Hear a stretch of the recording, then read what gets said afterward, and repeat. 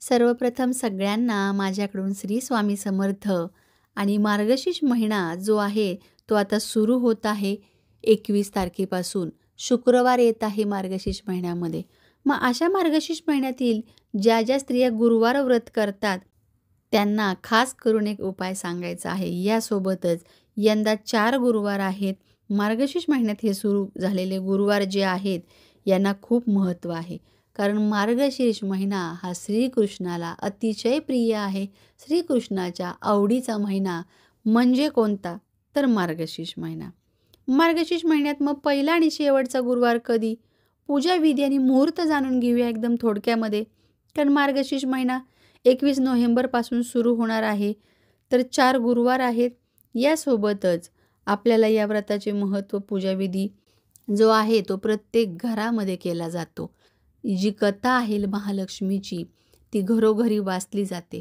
म्हणूनच नवीन वर्ष येण्या अगोदर मार्गशीर्ष महिन्यामध्ये केली जाणारी ही पूजा साक्षात माता लक्ष्मीचा भरभरून आशीर्वाद प्रत्येक व्रत करणाऱ्या व्यक्तीवरती बरसवते. पण हा जो मार्गशीर्ष महिना आहे त्या मार्गशीर्ष महिन्यात जो कृष्णाचा आवडता महिना असं मानलं जातं, तसेच या महिन्यात दर गुरुवारी महालक्ष्मीचे जे खास व्रत केले जाते.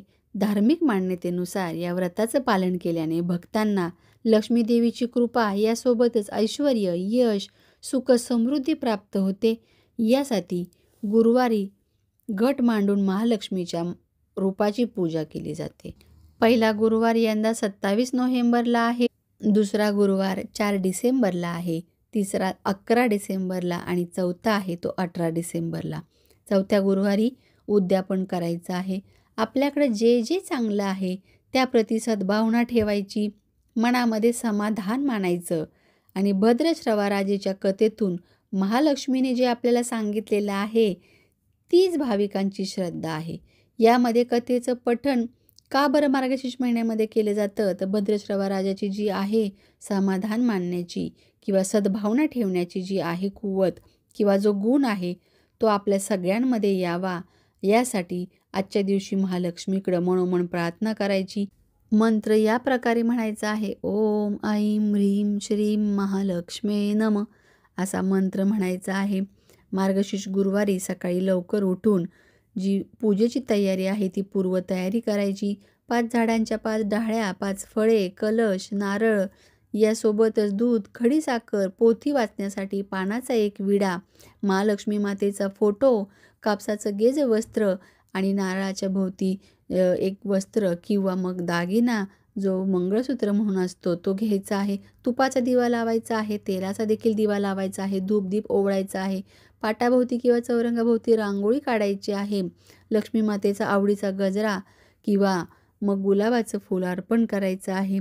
यासोबतच जी तांदळाची रास आपण घातलेली आहे त्या तांदळाच्या राशीवरती तांब्याचा कलश ठेवताना त्या कलशामध्ये दुर्वा, एक नाणं, सुपारी घालायची, कमळगट्टा टाकायचा, हळकुंड ते देखील त्यामध्ये टाकायचं आणि मग विड्याची पाने किंवा आंब्याची डहाळे किंवा पंचपात्र जे आहे, पंचपात्र म्हणजे इथे याचा अर्थ की 5 झाडांच्या 5 डहाळ्या त्या ठेवायच्या आहे.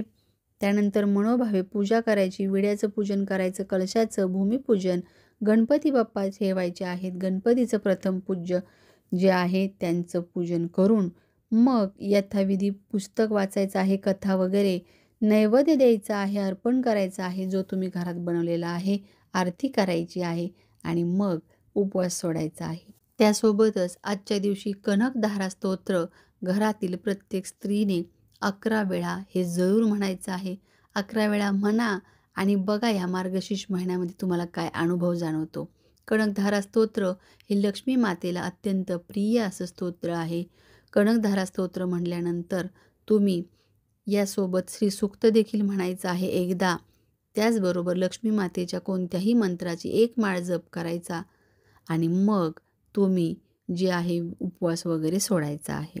यामुळे काय होणार आहे, साक्षात लक्ष्मी मातेचा आशीर्वाद मिळणार आहे आणि इंग्रजी महिन्याप्रमाणे जानेवारी महिना हा नवीन वर्ष तयार घेऊन येणार आहे. तर डिसेंबर महिन्यात माता लक्ष्मीचा आशीर्वाद ज्याला असेल त्याचा नवीन जो आहे वर्षाचा कालावधी किंवा नवीन महिना हा एकदम छानच जाणार आहे. चला तर मग पुन्हा भेटू अशाच नवीन माहितीसोबत आणि नवीन एखाद्या व्हिडिओसोबत. तोपर्यंत सर्वांना श्री स्वामी समर्थ.